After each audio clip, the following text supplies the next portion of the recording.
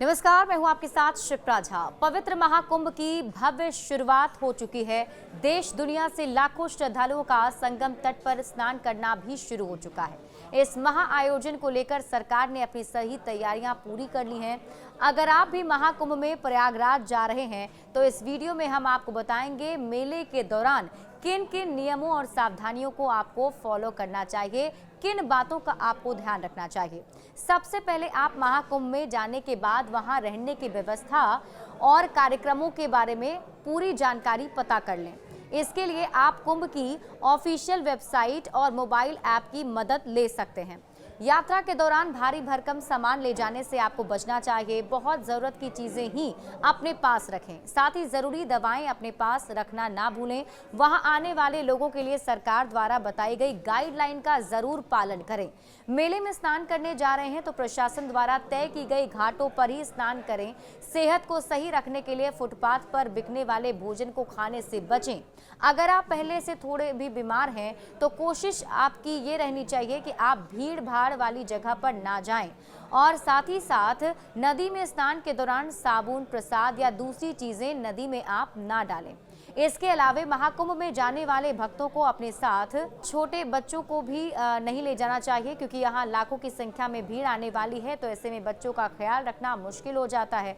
हमारे देश में साधु संतों की बहुत इज्जत की जाती है, लोग उनकी सेवा भी करते हैं। महाकुंभ में लाखों की संख्या में साधु संत पहुंचे हैं, इसलिए आप महाकुंभ में किसी साधु का अपमान ना करें। माना जाता है कि साधुओं के अपमान से निम्न योनियों में जन्म होता है। आप त्रिवेणी संगम पर स्नान के लिए जा रहे हैं तो इस दौरान बैल और भैंसा पर चढ़कर ना घूमें। कहा जाता है कि इससे इंसान नर्क में जाता है। महाकुंभ की पूरी यात्रा के दौरान नशे का सेवन नहीं करना चाहिए। साथ ही मांसाहारी भोजन भी करना पाप माना जाता है। कई बार लोग नदी में पेशाब कर देते हैं, ऐसा करने से महापाप लगता है। अगर आप बच्चों को लेकर आए हैं और उन्हें भी पवित्र नदियों में स्नान करा रहे हैं तो उन्हें यह हिदायत जरूर दें। पूरे मेला क्षेत्र में चिन्हित जगहों पर ही आपको कूड़ा फेंकना चाहिए, इससे गंदगी नहीं फैलेगी। अगर किसी मंदिर में दर्शन के लिए या किसी दूसरी जगह जाने के लिए लाइन लगी है तो आप उसका लाइन के साथ ही चलें। लाइन तोड़ने से अव्यवस्था का माहौल बन सकता है, इसलिए आपको भी प्रॉपर लाइन में चलना होगा। अब हम आपको कुछ ऐसी चीजें बताने जा रहे हैं जिससे आपको महाकुंभ में जाने पर जरूर करना चाहिए। किसी तीर्थ में आप जाते हैं तो पूजा पाठ, दान और उपवास करते होंगे, तो इसके नियमों के पालन भी करें। गलत तरीके से पूजा पाठ नहीं करना चाहिए। महाकुंभ मेले के दौरान साधु संत प्रयागराज में प्रवचन करते हैं और उनके कई कार्यक्रम होते रहते हैं। आप कुछ दिनों के प्लान के साथ गए हैं तो उनका प्रवचन जरूर सुने। मेले के दौरान आपको सुबह जल्दी ब्रह्म मुहूर्त में उठना चाहिए और सुबह शाम भगवान की पूजा करनी चाहिए। साथ ही शाही स्नान के दिन महाकुंभ पहुंचे और संगम में डुबकी लगाने जा रहे हैं तो ये सुनिश्चित करना चाहिए कि आपके स्नान से पहले साधु संत स्नान कर लिए हों।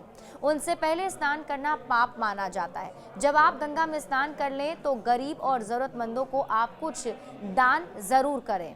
महाकुंभ के दौरान कल्पवास की बहुत मान्यता है। आप चाहें तो प्रयागराज में इसके नियमों का पालन कर सकते हैं। कल्पवास में पूरे महीने संगम तट पर रहकर ध्यान और पूजा किया जाता है। इस दौरान कठिन तपस्या करनी पड़ती है। इसमें पूरा समय भगवान को समर्पित रहता है।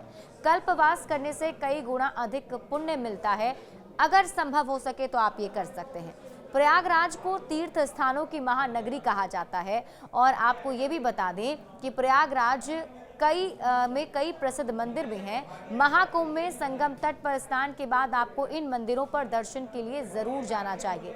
यहाँ आप गंगा किनारे स्थित लेटे हुए हनुमान जी का दर्शन कर सकते हैं। वहाँ मौजूद नाग वासुकी मंदिर भी आप जा सकते हैं।